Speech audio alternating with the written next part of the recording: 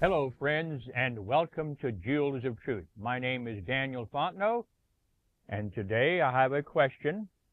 Does the Pope believe in religious liberty? Does Pope Francis or any of the popes in the past, did they believe in religious liberty? This is an article by A.T. Jones in the Signs of the Times, June 23, 1887. And I think he has a good answer for us. In the Signs, meaning the Signs of the Times periodical, of the past 2 weeks, we have given an account of the St. Bartholomew's Massacre and of the Edict of Nantes and its revocation. We have recalled to the minds of our readers the disposition of Rome wherever she can reach her relentless arm. We know that to the minds of many of the Protestant leaders of theological thought of the present day, this is a thankless task. To them, it is a very uncharitable proceeding to hold up these things to the gaze of the people of our day. What things? St. Bartholomew's Massacre, things like that, and how the papacy slaughtered millions of Christians during the Dark Ages.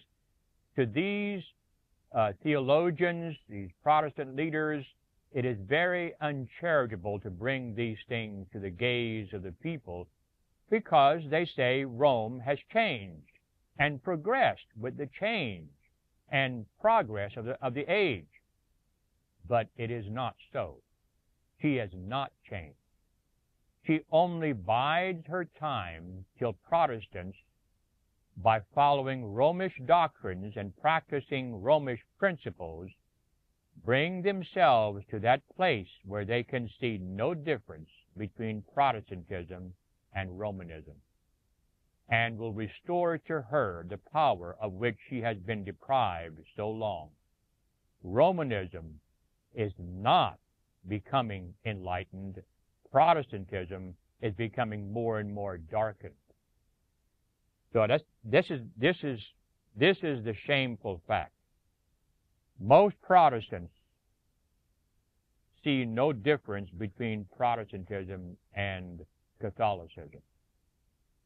That's just a simple fact, and it is, and the Protestants are going to pay a dear price for this attitude.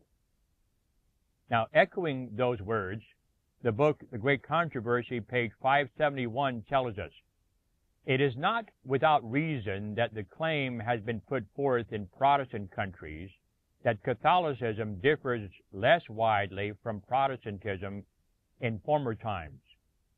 There has been a change, but the change is not in the papacy. Catholicism indeed resembles much of the Protestantism that now exists, because Protestantism has so greatly degenerated since the days of the Reformers." Let me repeat this. There has been a change, but the change is not in the papacy. Catholicism indeed resembles much of the Protestantism that now exists, because Protestantism has so greatly degenerated since the days of the Reformers. As the Protestant churches have been seeking the favor of the world, false charity has blinded their eyes. Yes, false charity. They do not see, but that it is right to believe good of all evil, and as the inevitable result, they will finally believe evil of all good. Instead of standing in defense of the faith once delivered to the saints, they are now, as it were, apologizing to Rome for their uncharitable opinion of her, begging pardon for their bigotry. To me, that is so disgusting. It's like someone murdered your relative. And so you have thought, this person is a terrible person. He killed my brother or my sister or my aunt or whoever. And then later on you begin to think differently about the murderer, and you start apologizing. "Oh, please forgive me. for thinking so uncharitable, so unloving towards you. I'll just forget all about what you did in murdering my relative. This is sick.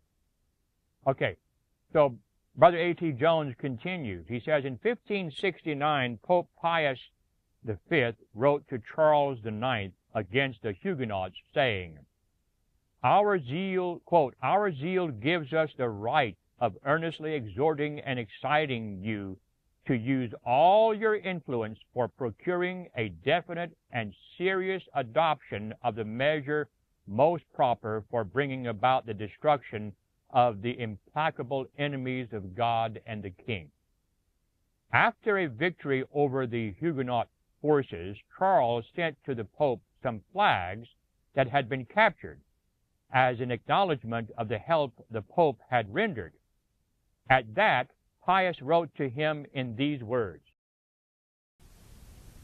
quote, the more the Lord has treated you and me with kindness, the more you ought to take advantage of the opportunity this victory offers to you for pursuing and destroying all the enemies that still remain, for tearing up entirely all the roots and even the smallest fibers of the roots, and so terrible and confirmed an evil, of so terrible and confirmed an evil.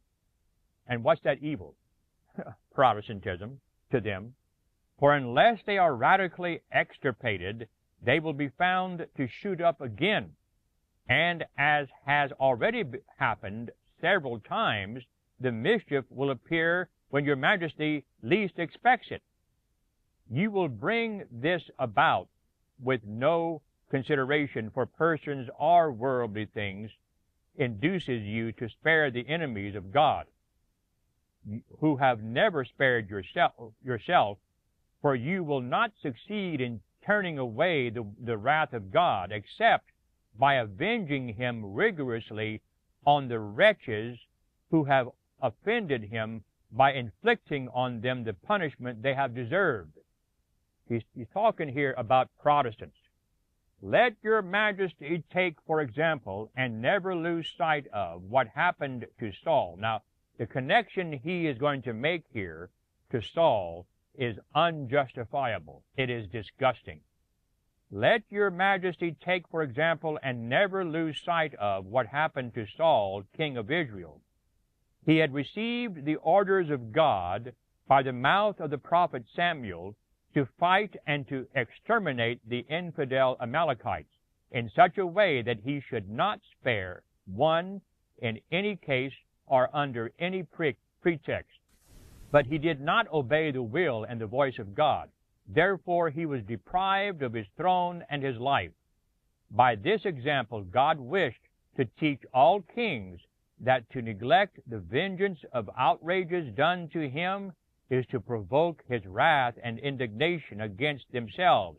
And that comes, he's quoting here from the History of Protestantism, which probably is Wiley's book. I would say probably Wiley's History of the Protestant Reformation. But, you know, notice in here, this is a veiled threat. If you read this very carefully, this threat by the Pope is a veiled threat. When he's giving the example here of Saul and how God gave Saul the command to wipe out the infidel Amalekites, okay? When he's giving this example, and he says, but he, Saul, did not obey the will and the voice of God. Therefore, he was deprived of his throne and his life. This is a veiled threat to the king. And he's writing here to the king, Charles IX. Pope Pius V wrote to Charles IX against the Huguenots. And he's saying to Charles IX, unless you wipe these Huguenots out off the face of the earth, I'm going to make sure that your kingdom is taken away from you. You will not be king anymore. All right? To Catherine Medici, he wrote, promising her the assistance of heaven if she would pursue the enemies of the Roman Catholic religion till, quote, till they were all massacred, for it is only by the entire extermination of heretics that the Roman Catholic worship can be restored. Again, a veiled threat. Brother Jones continues, and that the massacre of St. Bartholomew's Day followed was but the natural consequence. But Pius V was no worse than Pius IX, and neither of them was any worse than Leo XIII. Leo XIII, of course, living during the 1800s. We related last week how that Massillon, Bordello, Bossuet, and Fletcher, if that's the correct pronunciation, exulted over the horrors brought upon the Huguenots by the revocation of the Edict of Nantes. Yet today, there are so-called Protestant divines who sound the praises and exalt the Christian virtues of those wicked men. Oh, but they were eloquent, it is said. Of course they were eloquent, and as cruel as they were eloquent. When eloquence is employed in exaltation over the afflictions and miseries of men, it is an accomplishment that may well be abhorred rather than admired. And when those who are masters of the accomplishment are so cruel at heart as to so employ it, it is difficult to understand how they can be admired by any but such as partake of the same spirit. Now he's saying here, let me go back here, these Protestant divines, okay, they were saying evidently of what Pius IX had done. Oh, but he was, how did they say it? They were so eloquent. Yeah, so eloquent. Yet in the face of Rome's history and fixed character of bitter persecution and perpetual tyranny, there are scores of men of extensive influence professing to be Protestants who are lending their names and influence to hand over this government to be ruled in accordance with the principles of the papacy, the most perfected of all existing forms of tyranny. Yes, the papacy is the most perfected of all existing forms of tyranny. Okay? And these Protestants, they're lending their names and influence to hand over the government of the United States to be ruled by the papacy. The National Reform Association has rallied to its support all the evangelical churches and the Women's Christian Temperance Union, and proposes to join hands with the Catholic Church in amending the national constitution so as to oblige Congress to make laws concerning religion. In his little book, Our Country, Dr. Strong well says, quote, "There are many who are disposed to attribute any fear of Catholicism, of Roman Catholicism, in the United States to bigotry or childishness. Such see nothing in the character and attitude of Romanism that is hostile to our free institutions, or find nothing portentous in its growth. Let us then first compare some of the fundamental principles of our government with those of the Catholic Church. Quote, the Constitution of the United States guarantees liberty of conscience. Nothing is dearer or more fundamental. Pope Pius IX, in his encyclical letter of August 15, 1854, said, quote, the absurd and erroneous doctrines or ravings in defense of liberty of conscience are a pestilential error, a pest of all others most to be dreaded in a state. This is what Pope Pius said about your liberties and my liberties, my liberty and your liberty of conscience. It is a pest. and he calls it absurd. It is absurd for us to have liberty of conscience except for him.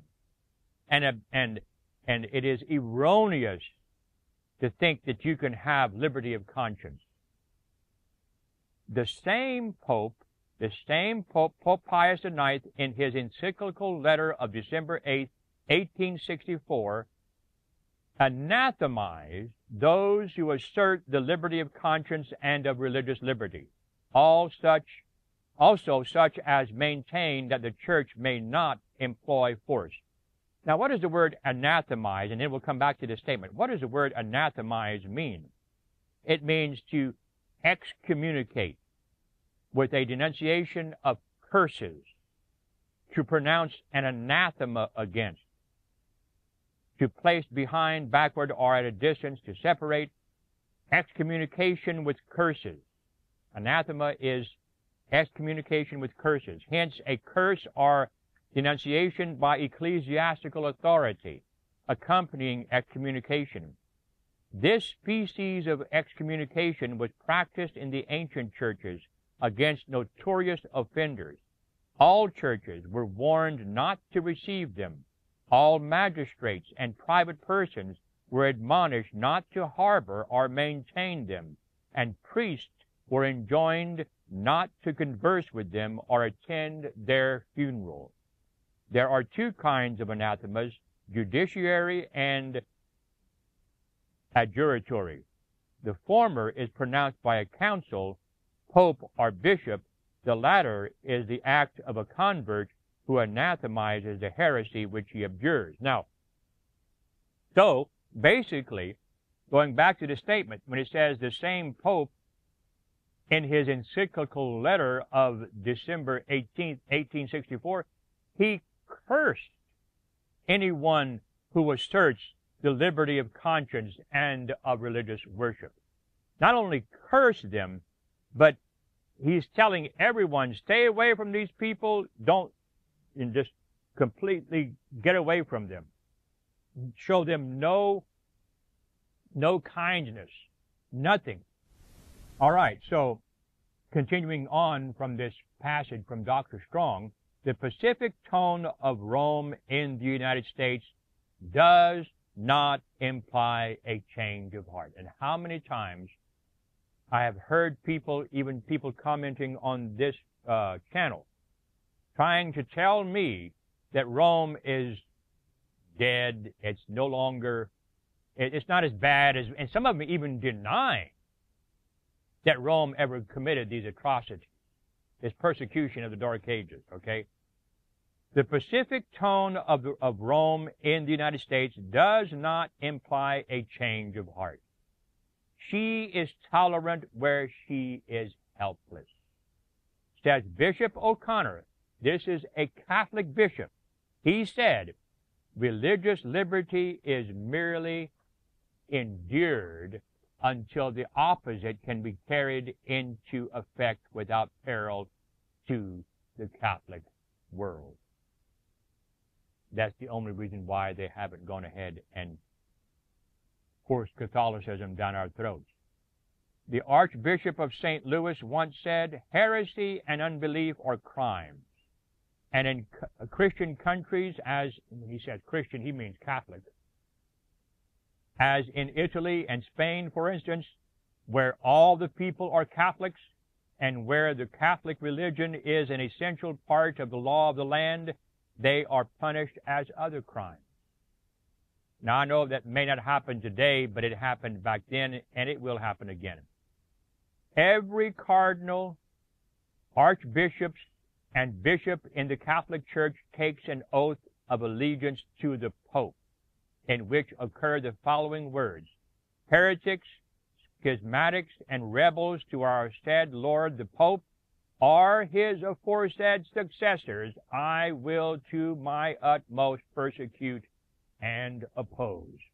Cardinal Manning advises Romanists throughout the world to enter politics as Romanists. We've seen a lot of that happening for a long time, and to do this especially in England and in the United States. In our large cities, the priests are already in politics, and to some purpose, we are told that the native Catholics of Arizona and New Mexico are not as energetic as the Protestants who are pushing into these territories. True, but they are energetic enough to be counted. The most wretched members of society count as much as the polls as the best, and too often much more. All right, Brother Jones continues. It is true that the Constitution of the United States guarantees liberty of conscience, but it is equally true that the evangelical churches and the WCTU, through the mediumship of the National Reform Association and its proposed amendment to the Constitution, are pledged to put into the hands of Rome the power to employ force in this government, and so to rid it of this pestilential error of liberty of conscience, which is so much to be dreaded in a state, according to the Pope. The papacy is today the most influential power in the world. The Christian at work admits that there can be no question that under the new policy of Pope Leo XIII, the Roman Church is coming to the front again in the matter of dealing with political governments. And further, it says that in doctrine and in the completeness and compactness of her ecclesiastical system and the far-reaching adaptability of that system to all exigencies, the Church of Leo I and of Leo XIII, though 14 centuries intervene between them, are substantially one. And yet, in the very same article with these last quoted words, it says that if Dr. McGlynn does not obey the command of the Pope, quote, he will cease to speak with the influence of a priest of the largest Christian denomination. A Christian denomination indeed, and the Church of Leo I and of Leo XIII are substantially one. It therefore follows that she always has been a Christian denomination. The Reformation was sheer heresy and schism. He's being kind of facetious here. And a sanctioning of rebellion by undermining the principle of authority. It was the offspring of rebellion and originated with priests impatient of the yoke of the gospel, fond of novelty and ambitions of notoriety. And Luther was excommunicated and cursed by a Christian pope. Huss and Jerome were condemned and burnt by a Christian council. The command to massacre the Huguenots was issued by a Christian. The Inquisition was a Christian organization, and all its murders and assassins, its torments, and its persecutions were but acts of Christian kindness and Christian charity. The minions of the Pope and the Inquisition, when thus employed, were only Christians at work. May heaven help the Christians who are represented by the editorial utterances of the Christian at work. And may all people who love liberty of conscience awake to the danger that lies in the strong papacy and the weak, degenerate, and apostate Protestantism of today. Signs of the Times, June 23rd, 1887. There you have it. Does the Pope believe in religious liberty? I think it's quite evident from this article and from the history quoted, and from the words even of the popes, quite evident whether they believe in religious liberty or not. So if you agree with and appreciate this presentation, then by all means tap that like button so that it can be sent far and wide to those who are hungering for the truth. And if you have any questions or comments, then by all means place them at the bottom of this video. And if you haven't subscribed, we would highly recommend that you do so. Thank you for joining us here at Jewels of Truth. We hope and pray that you will have a good day in the Lord.